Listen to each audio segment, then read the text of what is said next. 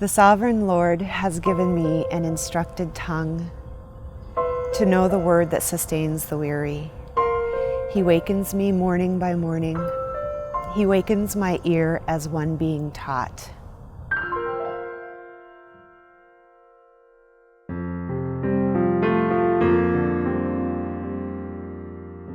That's my life verse. And I feel that everything that has happened in my life up to this point has equipped me and prepared me to fulfill that verse. I grew up on a dairy farm, and we were very poor, like most dairy farmers are. And so college wasn't really even on my radar.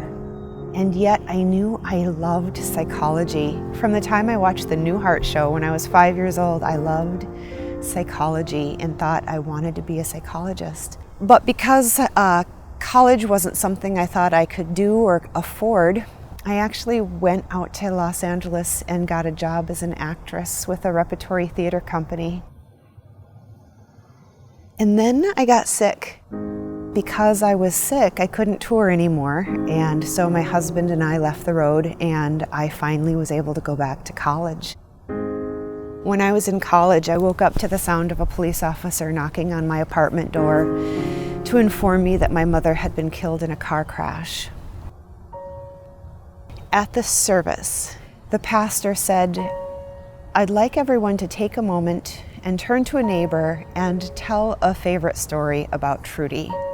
And at first there was just silence and sniffles and whispers.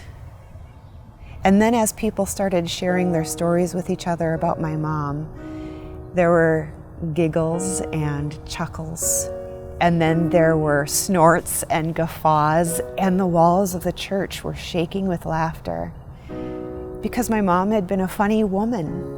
And I suddenly realized that that laughter was giving me so much comfort. Because suddenly I could remember my mom with joy, and that it didn't have to be all sad.